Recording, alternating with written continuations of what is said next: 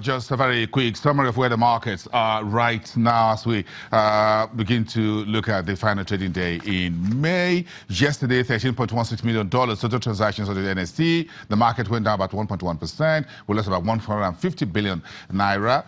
On the fixed income side, we're looking at 305.55 billion naira in terms of matured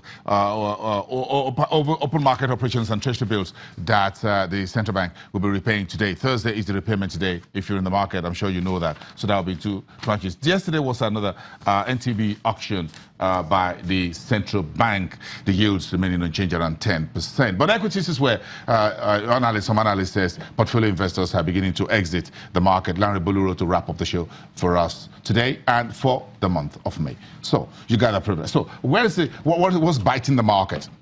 What we're seeing is profit taking, and I think it's quite mixed. I mean, what we're seeing, probably seeing more local investors probably taking profits. The international investors, they came in en masse. I mean, I drove the rally late last year into early this year.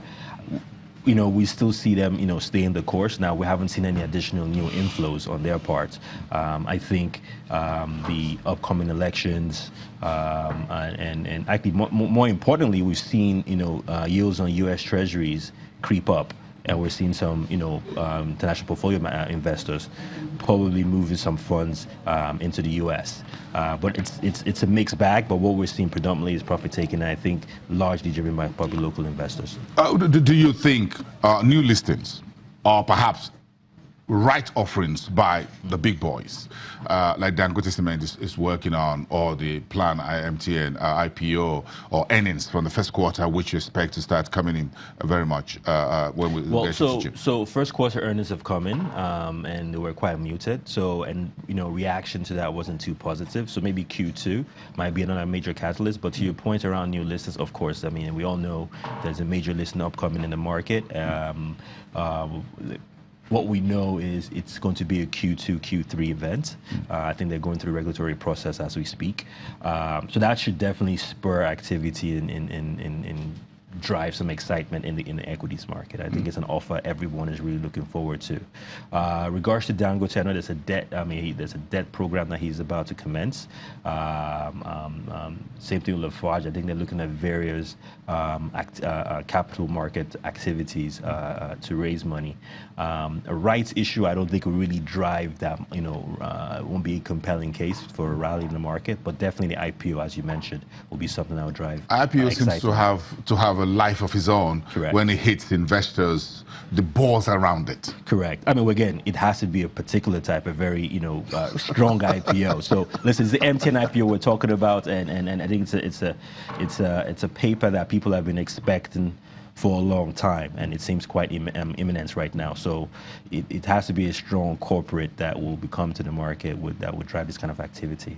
Any idea how much the IPO will look like in terms of size? Size right now,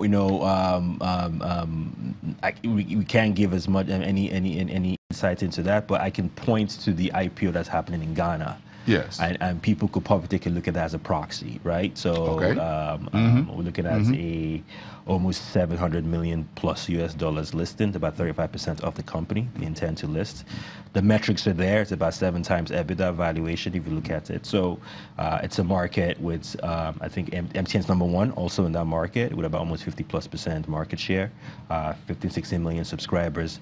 You juxtapose that to the Nigerian market, you could get a sense of what you're looking at. Yeah, the last analyst conference says MTN is looking at about 42% EBITDA in the Nigerian market. Yes, I mean, listen, Nigeria's a growth market. It's a growing population, and I think what's really key about the population, and the average age is about 17 to 18 years. So, and we see numbers around subscriptions, around 150 million subscribers. Actually, if you clean out the data, there's really about 75 million subscribers, and that just shows you the growth potential of So West Africa is the destination between Nigeria and Ghana for MTN. Correct. Yes.